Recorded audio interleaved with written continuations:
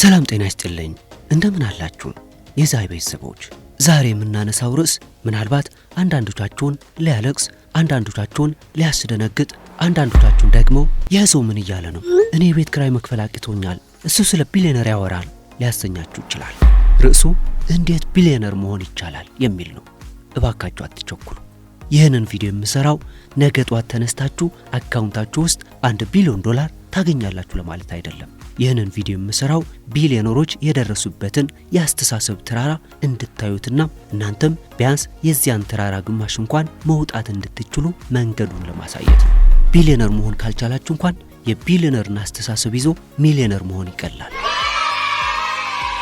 እስቲ መጀመሪያ ስለ ቁጥር እንነጋገር ሚሊየነርና ቢሊየነር በስም ይመሳሰላሉ በይዘት ግን ሰማይና ምድር ናቸው ልዩነቱን በጊዜ ወይም ታይም ልንገራችሁ 1 ሚሊዮን ሰከንድ ወደ ኋላ ብንቆጥር የምንደርሰው ከ11 ቀናት በፊት ነው 1 ቢሊዮን ሰከንድ ወደ ኋላ ብንቆጥር ግን የምንደርሰው ከ31 ዓመታት በፊት ነው ልዩነቱን አያችሁት 11 ቀንና 31 ዓመት ቢሊየነር መሆን ማለት የተራ ሚሊየነርን አቅም በሺህ እጥፍ ማሳደግ ማለት ነው ታዲያ ይህ እንዴት ይቻላል አንድ ሰው በህይወት ዘመኑ ይህን ያህል ዋጋ እንዴት መፍጠር ይችላል ዛሬ ቢሊየነር የሚያደርጉ 4 የብረት ህጎችን ወይም አይረን ሎስ እናያለን እነዚህን ህጎች እነ ኤሎን መስክ ጄፍ ቤዞስ ቢል ጌትስ የተጠቀሙባቸው ናቸው ህግ 1 የተጽዕኖ ህግ the law of affection ቢሊየነር ለመሆን የመጀመሪያው ህግ የምትፈልገውን ያህል ገንዘብ ለማግኘት የምትፈልገውን ያህል ሰው መጥቀም አለብህ የሚለው ነው ይህ በቢዝነስ ዓለም the law of affection ይባላል ፎርሙላው ቀላል ነው ኔት ፕሮፊት ወይም ትርፍ ይሆናል ማግኒቱድ ወይም መጠን ሲባዛ ስኬል ወይም ስፋት ገንዘብ ለማግኘት ሁለት መንገድ አለ አንደኛ ማግኒቱድ ወይም መጠን ለአንድ ሰው በጣም ውድ ነገር መሸጥ ለምሳሌ ለ10 ሰዎች እያንዳንዳቸው $100 ሚሊዮን የሚያወጣ ቤት መሸጥ ይህ በጣም ከባድ ነው ሁለተኛ ስኬል ወይም ስፋት ለብዙ ሰዎች ርካሽ ነገር መሸጥ ቢሊየነሮች የሚመርጡት ሁለተኛውን ነው $1 ቢሊዮን ለማግኘት $1 ትርፍ የሚያስገኝ ምርት ለ1 ቢሊዮን ሰዎች መሸጥ ትችላለህ እንደ ኮካኮላ $10 ትርፍ የሚያስገኝ ምርት ለ100 ሚሊዮን ሰዎች መሸጥ ትችላለህ እንደ ኔትፍሊክስ $100 የሚያስገኝ ምርት ለ10 ሚሊዮን ሰዎች መሸጥ ትችላለህ እንደ አማዞን ፕራይም ስለዚህ ቢሊየነር ለመሆን ከፈለክ ራስህን መጠየቅ ያለብህ እንዴት $10,000 አገኛለሁ ብለህ አይደለም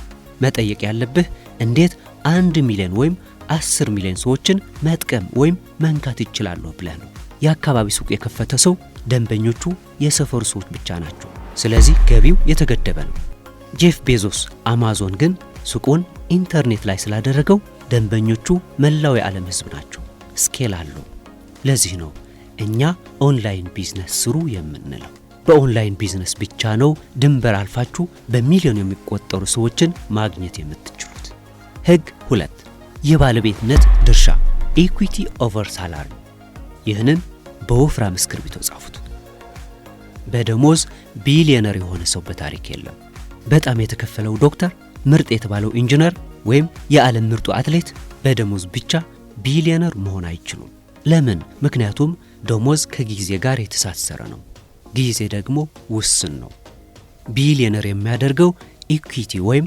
የባለቤትነት ድርሻ ነው ቢሊየነሮች ሀብታም የሆኑት ባንክ ውስጥ ብዙ ብር ስላላቸው አይደለም ሀብታም የሆኑት የሚንቀሳቀስ ንብረት ወይም አሴትስ ስለሚወርሱ ነው ኤሎን መስክ ሀብታም የሆነው ከቴስላ ደሞዝ ስለሚበላ አይደለም የቴስላን ኩባንያ ድርሻ ወይም ሼር ስለያዘ ነው የቴስላ ዋጋ ሲጨምር የሱም ሀብት ይጨምራል ይህ ለኛ ምን ያስተምረናል በህይወታችሁ ሀብታም ለመሆን ከፈለጋችሁ የገንዘብ ፍሰት ወይም ካሽ ኦፍ ፍሎ ብቻ ሳይሆን ልትሸጡት የምትችሉት ንብረት ወይም ሴላብል አሴት መገንባት አለባችሁ አንድ የኤትሲ ሱቅ ሲኖራችሁ በየወሩ ገቢ ያስገባላችኋል ይህ ጥሩ ነው ነገር ግን አንድ ቀን ያንን ሱቅ በ100,000 ወይም በ$1 ሚሊዮን መሸጥ ትችላላችሁ ያ ነው ኢኩዊቲ ማለት የሰራችሁት ነገር ዋጋው እያደገ የሚሄድና በመጨረሻ እንደ አንድ ትልቅ ጥቅል የሚሸጥ መሆን አለበት ህግ 3 የማይቻል የሚመስል ችግር መፍታት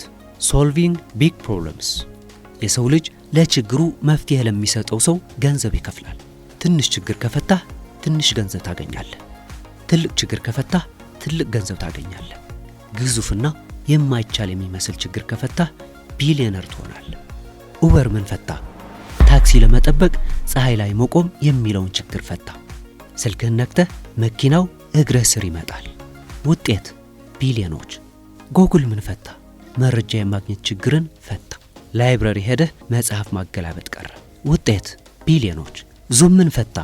ለመሰብሰብ በአውሮፕላን መብረር የሚለውን ችግር ፈታ። ውጤት ቢሊዮኖች። አሁን እናንተን ልጠይቃችሁ፣ እናንተ እየፈታችሁት ያለው ችግር ምንድን ነው? የምትሰሩት ስራ ለአንድ ሰው በሳምንት ውስጥ ሊለማመደው የሚችል ቀላል ስራ ነው ወይስ ማንም ያልደፈረውን ችግር እየፈታችሁ? ቢሊዮነር ለመሆን ፈጠራ ወይም ኢኖቬሽን ያስፈልጋል። ግን አትደንግጡ፣ የግድ ሮኬት መስራት የለባችሁ። አሁን ያለንበትን አሰራር በተሻለ በፍጥነት ወይም በርካሽ ማለትም better, faster and cheaper ማድረግ መቻል በራሱ ፈጠራ ነው። ኢትሲ ላይ ስትሰሩ ሌሎች ሰዎች የሚሰሩትን አስቀያሚ ዲዛይን አይታችሁ እኔ የተሻለ የፈጠራና ስሜት የሚነካ ዲዛይን አቀርባለሁ ካላችሁ ችግር እየፈታችሁ ነው። ህግ 4 ስርዓትና ቡድን systems and people። ማንም ሰው ብቻውን ቢሊዮነር አልሆነም። ሰልፍ ሜድ ቢሊዮነር የሚባለው ውሸት ነው። ሁሉም ቢሊዮነሮች ቲም ሜድ ወይም በቡድን የተሰሩ ናቸው። አንድ ሰው በቀን 24 ሰዓት ብቻ ነው ያለው። ቢሊዮነር ለመሆን ግን በቀን 100,000 ሰዓት መስራት ያስፈልጋል። ይህ የሚሆነው እንዴት ነው? ሰዎችን በመቅጠር 10,000 ሰራተኞች ካሉና እያንዳንዳቸው በቀን 8 ሰዓት ከሰሩ አንተ በቀን 80 ሰዓት ሰራህ ማለት ነው። ቢሊዮነሮች የራሳቸውን ጊዜ አይጠቀሙም።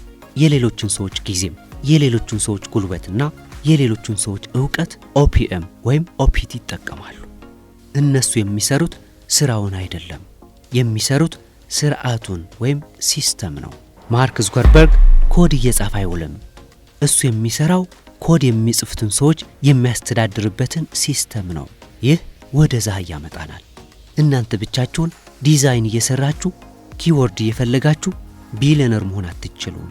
ሚሊዮነር መሆንም ይከብዳል። ማደግ የምትችሉት ስራውን ለሌላ አካል ወይም አውትሶርስ ታደርጉ ነው። ይህንን ስራ ከኔ በተሻለና በፍጥነት የሚሰራው ማን ነው ብሎ መጠየቅ የቢሊዮነር አእምሮ ነው። ከየት እንጀምር?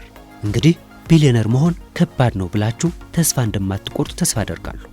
ተራራው ሩቅ ሊሆን ይችላል፣ ግን ጉዞው የሚጀምረው በአንድ እርምጃ ነው።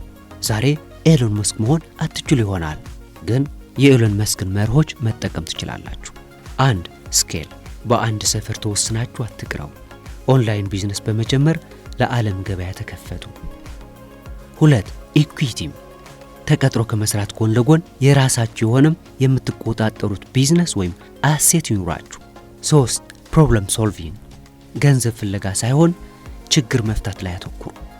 ሰዎች ምን ይቸግራችኋል በሉ። 4 ሲስተም፣ ብቻችሁን አትድከሙ። ሰዎችና ሲስተሞችን ተጠቀሙ።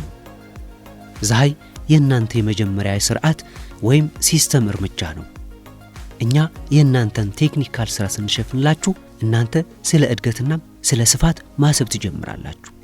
ቢሊዮነር መሆን ማለት ዜሮዎችን መጨመር ወይም አዲንግ ዜሮስ ማለት ነው። መጀመሪያ $1,000፣ ቀጥሎ $10,000፣ ቀጥሎም $100,000 እያለ ይቀጥላል። ህልማችሁ ትልቅ ይሁን፣ አጀማምራችሁ ግን አሁን ባላችሁበት ይሁን። ስለዚህ ታላቅ ህልም ለማሰብ የምትደፍሩና የአስተሳሰብ ድንበራችሁን ለማስፋት ዝግጁ ከሆናችሁ ኑ አብረን እንስራ። ከታች ባለው ሊንክ ወይም ባዮ ላይ ያለውን ተጭናችሁ ተመዝገቡ። በሳምንት 3 ቀን በመናደርገው ስልጠና ይህንን ትልቅ አስተሳሰብ ወደ ትንሽና ተግባራዊ እርምጃዎችን ቀይረን እናየዋለን። ቢሊዮነር መሆን እድል ሳይሆን ምርጫ ነው። ምርጫው የእናንተ ነው። አመሰግናለሁ።